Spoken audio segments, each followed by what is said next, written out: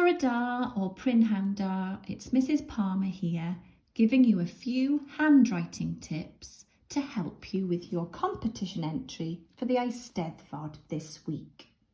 Now, a couple of things to remember before you start handwriting.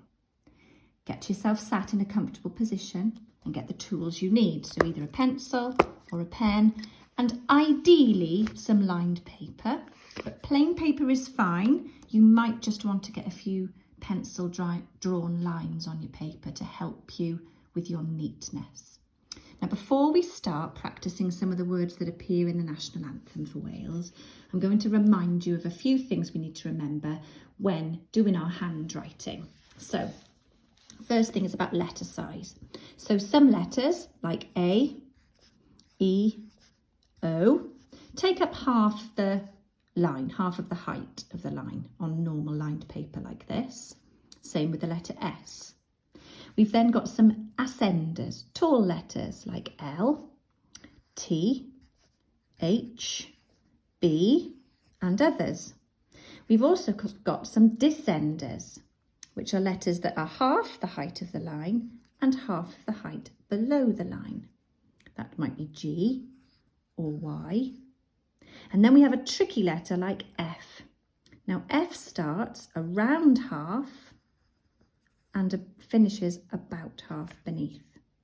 But sometimes some of you might form your F slightly differently, because I think you learnt about it differently in the infant. So some of you may have your F like this. Okay, but we'll talk about that in a moment when it comes to joining them up.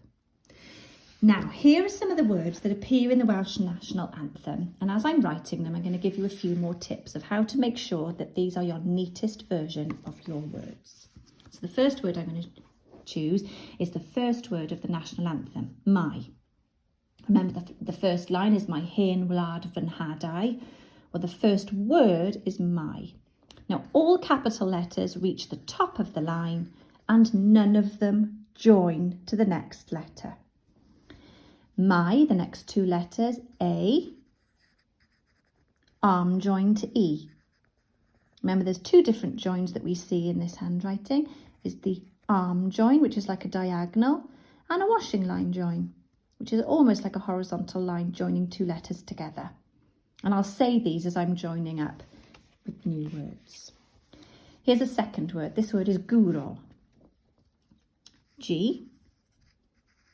Now G is a break letter, which means we have a break. We don't join G. W. Washing line join to R.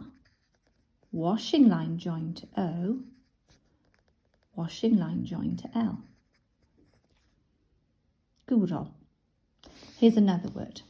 This word is a bit tricky because it's got a break letter and a mix of washing line joins and arm joins. The word is ryddid. Start with R, washing line join to Y. Y is a break letter, so we stop. Th. It's another th. I. D. Ryddid. See, so a mixture of arm joins and washing line joins. Okay, now this one's a little bit tricky because it's got that letter F in, which I was telling you about before, which is a bit trickier to join, and I'll explain how you can join it now. So this word is vir. It appears halfway through your national anthem. So there's that F, that curled F. And when I join vir, I'm using the cross of the F to help me start my next letter. So I'm going to do a washing line join to Y. Y is a break letter, which means that R finishes on its own. Now, sometimes F is extra tricky because there are two of them in a word. And that word that I'm going to show you is hoff.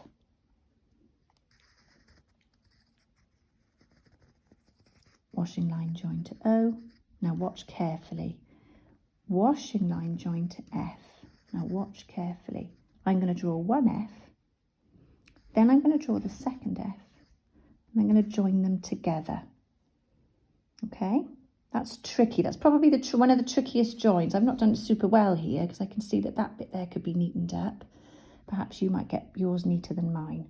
Last one I want to show you is how I join my S's. S is another letter that can be sometimes a little bit tricky to join. So the word I'm going to choose to show you that is collasant, quite a long word. So be patient and go slow. C, washing line join to O. Washing line join, oh, I said that wrong, sorry. Start again, Mrs. Palmer. C, arm join to O. Washing line join to L. Another L. Arm join to A. Now watch this now. Around my S and then hug that S underneath to go to my next A. N.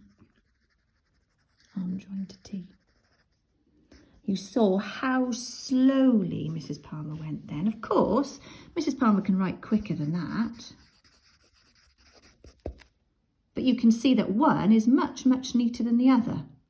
This is my super slow speed, so therefore my neatest.